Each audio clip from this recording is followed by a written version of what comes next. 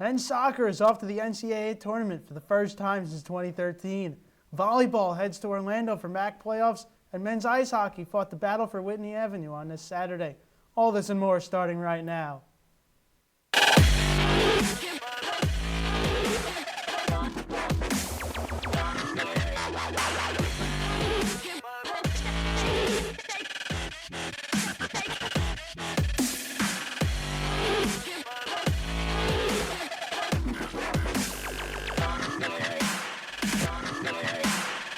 Hello everybody and welcome back to Studio 125 for another episode of your favorite Tuesday night show, Bobcat Breakdown. I'm your host James Bueno. Alongside me tonight are men's soccer beat reporter Keenan Mills and Ben Kane. Are you ready for some debate, gentlemen? You say the word gentle. I think this is going to be a very heated debate, but I appreciate you saying a nice formal term about us. I mean, we are Bobcats. I'm ready to get the claws out. This might not be the prettiest one, Ben. See how it goes. To kick off the show, let's start with the MAAC champion men's soccer team who faced Niagara and Iona en route to the championship win. What do you think each was the biggest difference between the semifinal and final games for the team? Keenan, I'll save you for later since you know this team so well. So let's start with you, Ben. You know, I'm a statistician at heart, so I really went in depth on this one. I think the biggest difference between the two games has to be the nerves. So you look at the Niagara game, obviously they go up 5-1 within 56 minutes.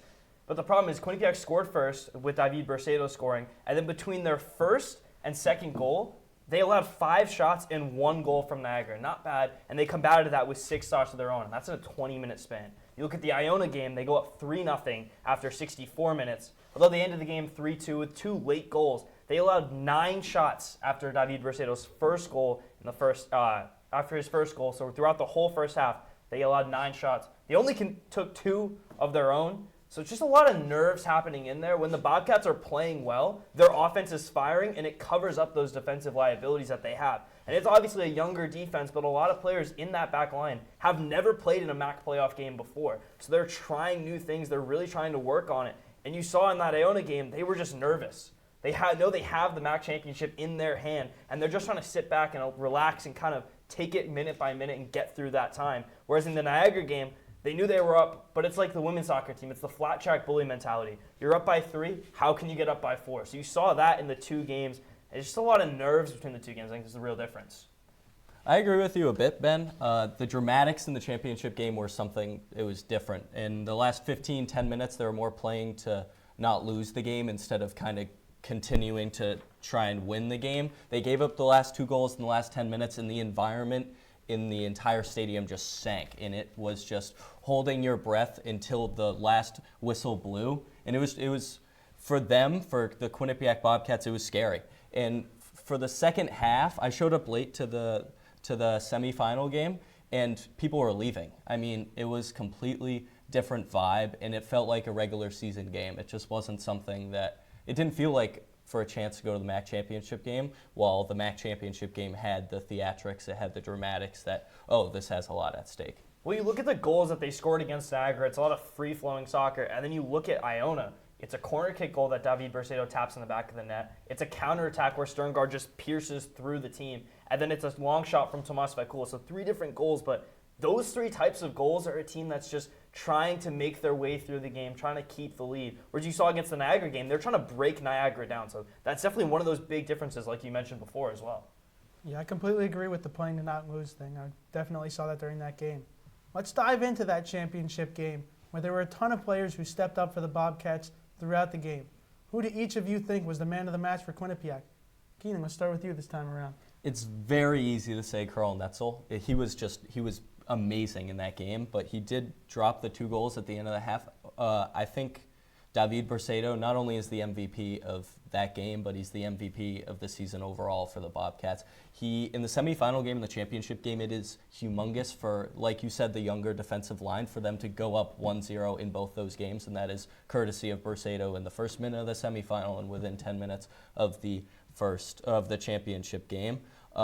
First years, that 1-0 comfortable lead, it gives you a little more comfort. You sit in a better spot if you're up 1-0. You're in a less anxious spot as if it was a 0-0 tie in both of those games. I like the point you brought up about Carl Netzel as well. He did win the MVP of that game, and David Brusseau is a fantastic pick. But I've gone with Alexander Sterngard. You see he has 3 assists in that game, but the main difference here is he's like really the point guard of this team. So during that game, you watched him drop in between Luke Allen and Saunders Sonsrud, pick up the ball, and just ping it out to the wings, whether it was Eric Langwagen or Jared Smith. And when you do that, the team just completely shifts defensively. So he's breaking apart the Iona team with those passes, and then those openings pop up, and you're seeing it right now on your screen. The way he shifts the team, he allows a player like Noah Silverman to break through that whole midfield unit and just pierce through, score a goal, and put it in the back of the net and put his team up. His passing is something that you definitely have to rate very highly, and even look at his stats as well throughout the whole season.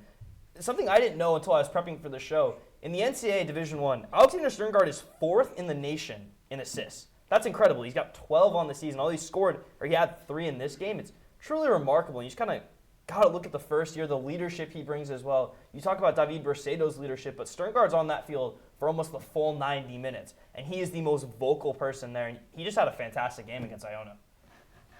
Yeah, you talk about Brusseau, you think of the Golden Boot Award, but I think I'm going to have to go with you, Ben, on this one. I think Sterngard's been a very good silent leader for this team. Silent in the stats, but vocal on the pitch, leading the nation in assists. Let's flip the pitch as women's soccer beat reporter Connor Core was able to head out to Penn State for the team's NCAA tournament matchup. Here he is to give us his biggest takeaways for the season. Yeah, thanks, James. I did have the opportunity to go to Penn State this weekend to watch the Quinnipiac Bobcats go up against the Penn State Nittany Lions. The team did end up losing to the Nittany Lions 4-1. And I'm going to break down and give you a little synopsis of what I saw in this game. As you see right here on this full screen as you pull it up, like I mentioned, they did end up losing 4-1. It was really the matchup of the day between the Penn State offense, between the Quinnipiac defense. Quinnipiac's never really seen the pace that Penn State had and possessed throughout this game. You know, Madison Mandler and Caleb Mangachos are very good defenders in their own respects, but Penn State winning the Big Ten championship this past year, and it really showed that the difference between a Power 5 school and a mid-major like Quinnipiac and Penn State both are.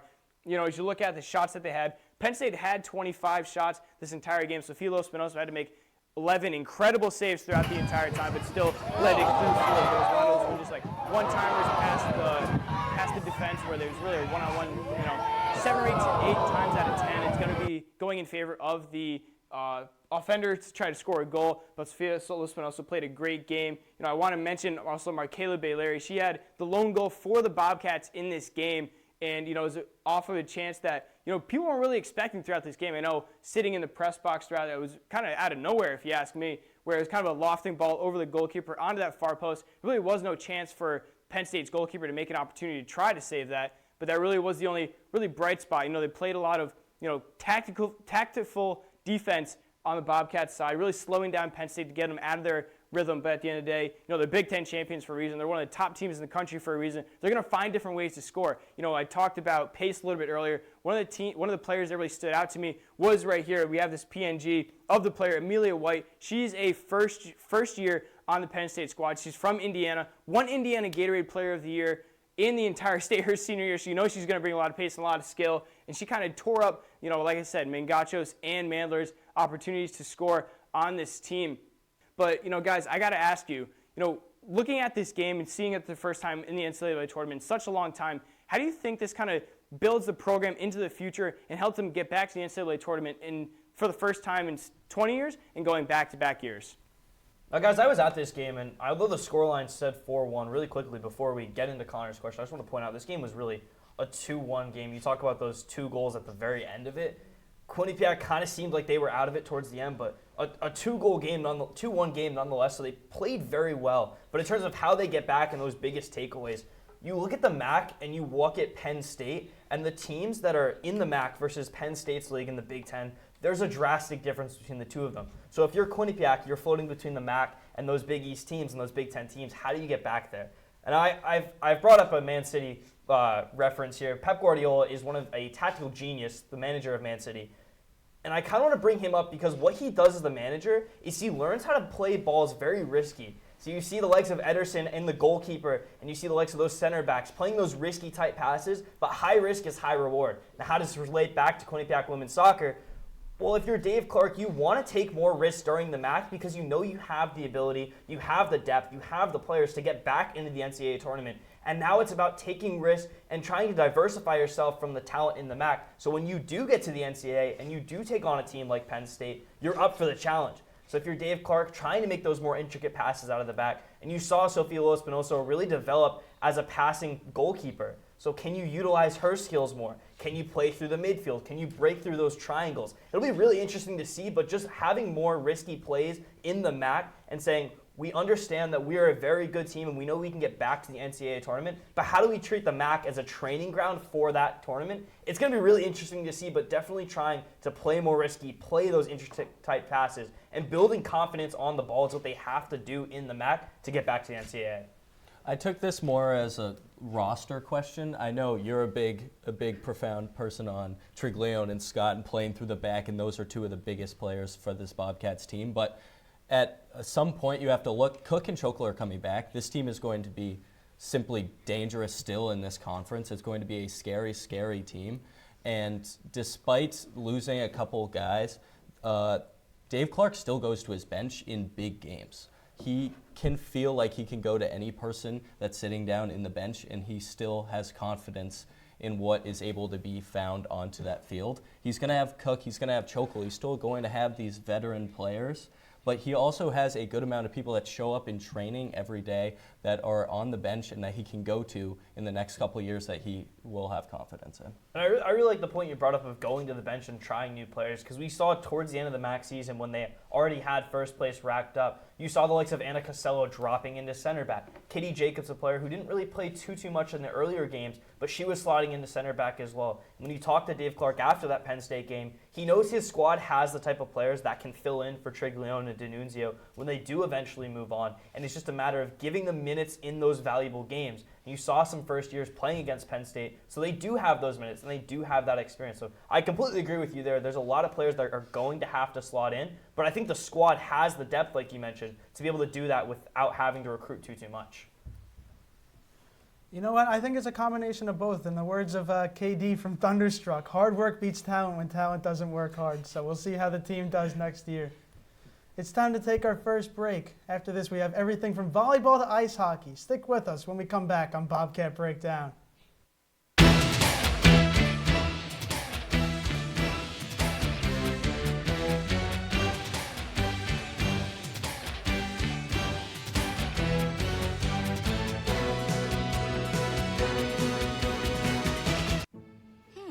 Maybe you can make retirement happen. After all, you made home ownership happen. Homeschooling yourself on loans, beefing up your credit score. So I'm pre-approved. You were like, yes! Sorry. Color coding listings, ticking boxes, and flushing every toilet in a 20-mile radius. Home sweet home. You aced house hunting. Now get the tips you need to get on track at aceyourretirement.org. Meet the Scan, a simple procedure whose mission is to detect lung cancer early.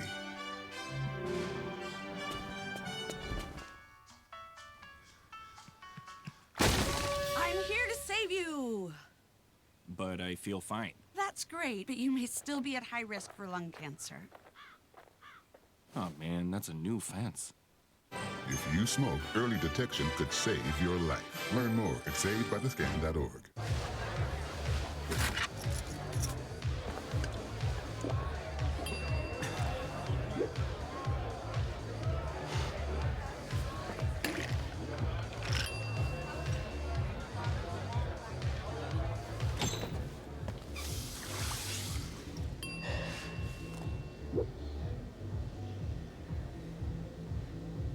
If you need to do something to feel okay to drive, you're not okay to drive. Don't drive buzzed. When we adopt a shelter pet, we discover they're a unique mix of all kinds of things. Come on, Jules, spotting on this last one.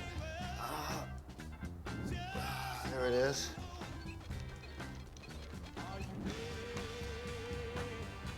Keep going with it. Leo.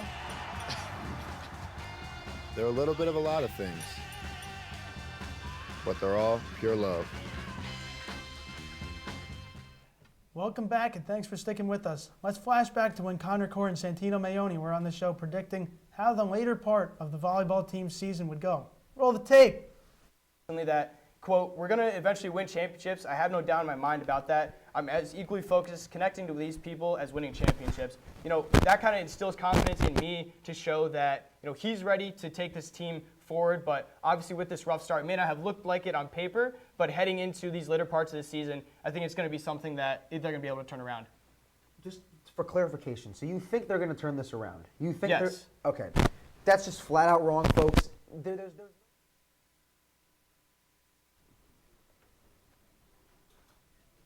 After that date, the volleyball team finished 6th in the MAAC with a record of 10-8. Head coach Kyle Robinson heard what Santino said about the team's future. Here's Kyle Robinson's rebuttal to Santino's bold take. So, it's tough, right? We heard when I did a live feed, I heard a newscaster once say that there's no way we're going to turn it around, right? That was one of your friends, right, Em? Mm-hmm. And I always joke because it just, you got to factor in everything. That's why I always say to you guys, it's not about that the wins and losses aren't the story. So now that you both heard what Connor, Santino, and Kyle Robinson had to say, wrapping up the season on a 4-game win streak, what are your expectations for this team headed into the MAAC tournament in Orlando? Keenan, fire it up. You mentioned the 4-game winning streak to end the regular season, but not only that, they've only lost a single set in that span. That's crazy. All the other games have been sweeps. They are on a tear right now. They've only lost one of their last 9. I think it's 8-1 in their last 9 games, 9-2 in their last 11. That's crazy. I mean, you kind of look at the Boston Celtics last year making the championship in the NBA Finals. They went on a tear in the second half of the season. This team looks a lot like that right now. They are just playing crazy. Playing Iona, they've split in the regular season, but they lost all the way back in the start of the season. They went to New Jersey, and they beat them in 4 sets early November. So they are able to beat this team. I think they are going to. It's a weird environment there. They're going down to Disney in Florida, so it's going to be a different kind of atmosphere for them. But I think they're going to go into this confidently with the way that they've been playing. All right, well, it's analogy time. Audience at home, bear with me as I try to get through this. Okay, so I've compared, Kyle Robinson's the chef, obviously, and the team is the turkey. It's Thanksgiving, it's a festive show, I had to make a Thanksgiving reference, right? So they started off the season 1-6. What does this mean? Analogy here, Kyle Robinson, the turkey is the team, puts it in the oven, but it doesn't seem like the oven's on. Nothing's cooking, right? You get 1 win. Kyle Robinson remains really calm, though, throughout all of this. He starts putting some bread out. He realizes the people are coming. I need to feed them. That bread is the Manhattan win. It keeps him calm for a few minutes, but the bread's gone after a little while. So you run out, but he still remains calm in these situations. That bread running out, that's the Siena loss. They're 2-7 at this point, right? So he puts the turkey back in, and all of a sudden, it's magic. It starts to cook. It goes phenomenal for Kyle Robinson. The turkey gets really crispy. Yes, the oven might have turned off for a split second. That's the Fairfield loss, gentlemen. But it keeps going. It cooks to perfection. The team is cooking heading into the MAAC playoffs. So I think this team is going to do very well. Obviously, their matchups, they have Iona in the first round. I think they get through that. I think they play Marist. I think they get through that. Then they play the #1 Fairfield in the finals. It's going to be a difficult game. These two teams have a lot of competition between them, a lot of history, but the Bobcats are cooking at the right time, so I honestly think they win the MAAC. It's a hot take, but I think this team goes really far in the MAAC tournament. I think they win. That's a pretty bold take, Ben. I somewhat agree with you, but I think Fairfield's just too big of a team for them to take down. It's a volleyball season. But agreeing means you understood the analogy, so I will take that any day of the week. All right. The men's basketball season is in full swing, and the team is off to a very hot 3-0 start. What do you think is the biggest reason for the team's 3-0 start? Ben, break it down for us. Well, you look at the team's 3 matchups, and their first game was against URI, which is supposed to be a very close, very competitive game. I think that the best way to describe this is they've had a very easy start to the season. We talked about that URI game, but you have to remember, that was Archie Miller's first game. He's at the Ryan Center. The crowd's screaming. They're so excited that he's the new head coach. Obviously, there's a lot of nerves, like we mentioned, in those men's soccer playoff games, so I think that's kind of where they faltered. Then you look at Stonehill. April 5th, 2022 is when Stonehill was recently accepted and invited to be in Division I, so they haven't been a Division I team for very long. And then you look at CCSU as well. They only beat them by 2, a team that they really should be playing better against. And then you look at the match against Dartmouth today. Just a few moments ago, Quinnipiac beat Dartmouth 81-72. So they've had a pretty easy schedule so far, and I think that's the reason to their good start. But they also have all of their guys healthy at the right time. And you looked at their team last year, the likes of Savion Lewis was not healthy, Tyrese Williams. All these key players for them weren't in the lineup, and it kind of shifted their momentum. But now that they're all healthy, they're going to have a really good start to the season. They have Albertus Magnus as well coming up, a D3 side that hopefully will give them some good momentum heading into Thanksgiving break and heading into the MAAC play.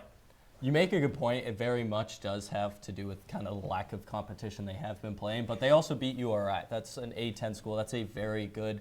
They're supposed to not beat them. So that was a very good win. That got them a little attention.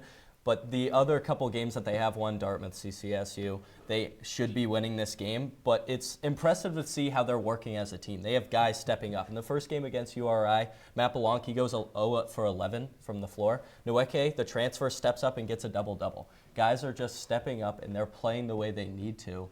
This Bobcats team, it's not looking bad. They're going to go, I don't think it's bold to say they'll beat the Division III side on Friday. They're going to go 5-0 going into the Canadian trip. And they play some good sides there. They play Hofstra, who just beat Iona, who's in the MAAC. I think that's going to be a tough game for them.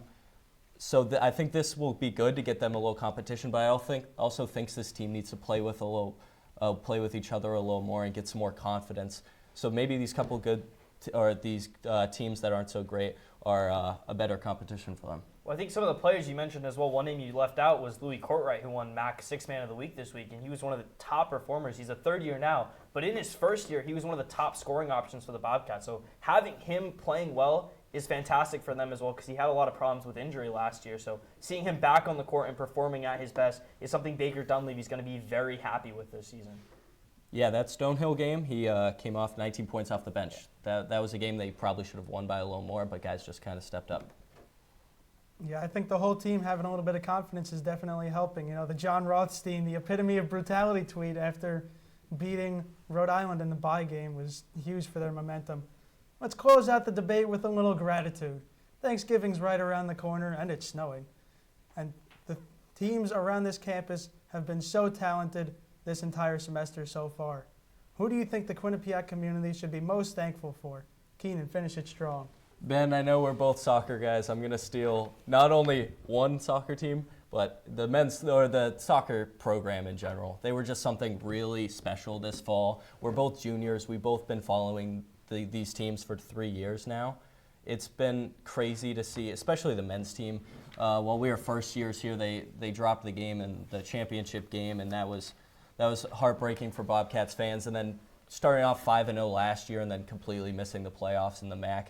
This team has been through a lot, and to see them just be dominant throughout the conference this entire fall and then winning the championship, the regular season championship and the championship this weekend, it was just something completely special to see, as well as the women's side who had a great year, national headlines. They just played it. And then seeing Austin and Bercedo just follow into leadership roles. We saw them as younger players and kind of grow into the great scorers that they are now. But not only that, their leadership qualities on this team, it's great. Well, I'm kind of upset James let you go first because I had the same answer. I'll go the women's soccer team here. I think they've had a season that they probably were expecting after Monmouth led the MAAC, but they didn't know they were going to be as prolific as they were. And you just look at the NCAA stats. Rebecca Cook, the top Division I scorer in the nation. Courtney Chokel, number 4 in Division I in assists. They were the 5th ranked scoring offense with 2.84 goals per game, 7th in points with 8.11 goals per game. And then you look at the All-MAAC honors as well. They had 7 players on All-MAAC first team, 2 on All-MAAC second team, and 3 on the All-MAAC first team. But one thing I really want to bring up really quickly is both teams have players that are competing for MAAC Player of the Year. You look at the men's side, and you have David Bercedo, obviously, with all of his goals, Tomas Vekula, but Alexander Sterngard, I think, is the front runner for that. Really quickly, Olivia Scott as well, the front runner for the women's team, and you have Rebecca Cook and Courtney Chokel. So both teams having a lot of players who are up for those MAAC honors, so you got to be thankful if you're the Quinnipiac community. Yeah, I like both of your answers, but I also have to throw out both the ice hockey teams setting up camp at number 5 right now in the national rankings. So I think that's bringing the community together a They're lot. the turkey in the Thanksgiving meal. Let's give it to somebody else. All right, we'll now be taking our final break of the night, and when we come back, we'll have the QBSN Play of the Week, and of course, Final Roars. Be back in a flash.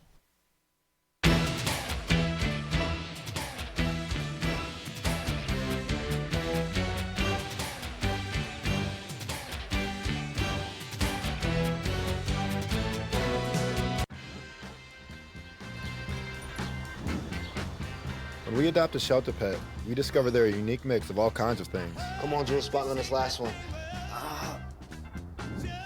There it is.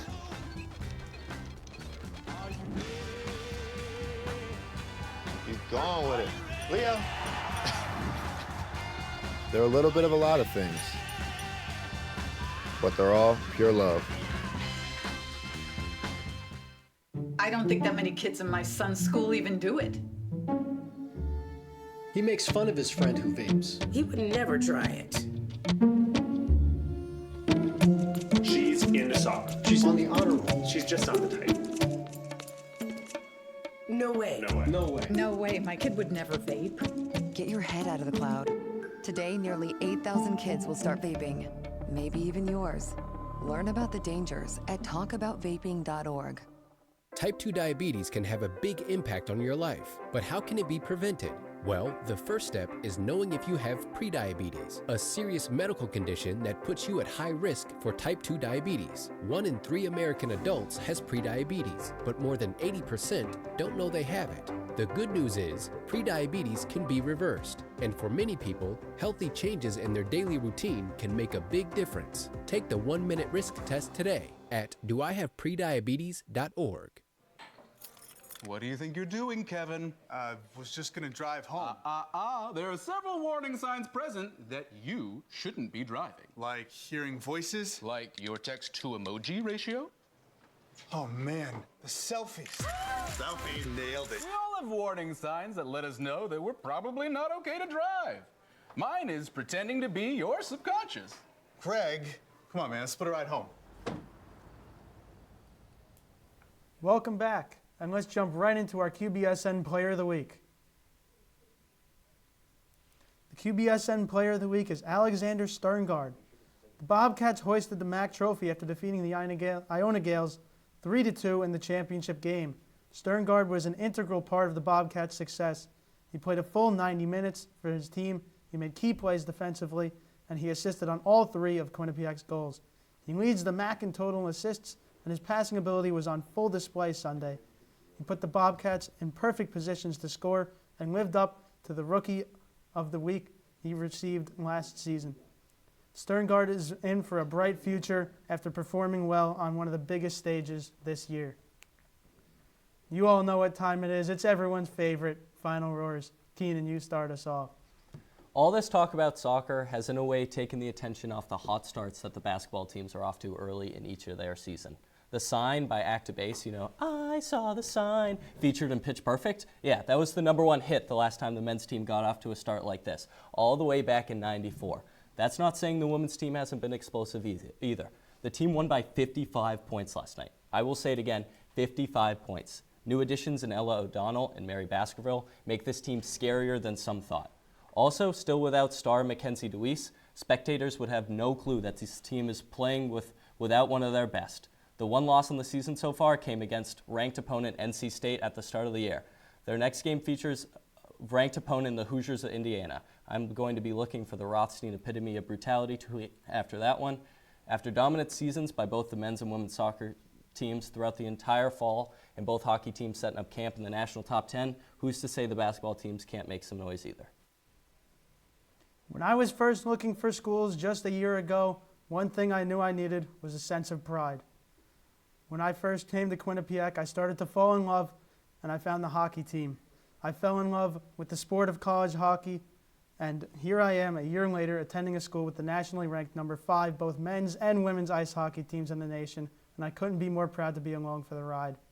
With these teams bringing the community together so much and representing the school so strongly, game in and game out, there's something magical about college hockey, and the game is growing so much with teams all over the country playing like they are now. With the season in full swing, and conference play well underway for both Bobcats teams. I'm so happy to be along for the ride here at Quinnipiac, and I can't wait for what the future holds for both the Bobcats and the sport as a whole. That's all we have for this week's Bobcat Breakdown. Be sure to stick with us on our website at q30tv.com. Follow us on social media at Q30 Television and download our app on all app stores. For Ben Kane and Keenan Mills, all the producers, and everyone working so hard behind the scenes, I'm James Bueno saying so long and happy Thanksgiving from all of us here at Q30 Sports.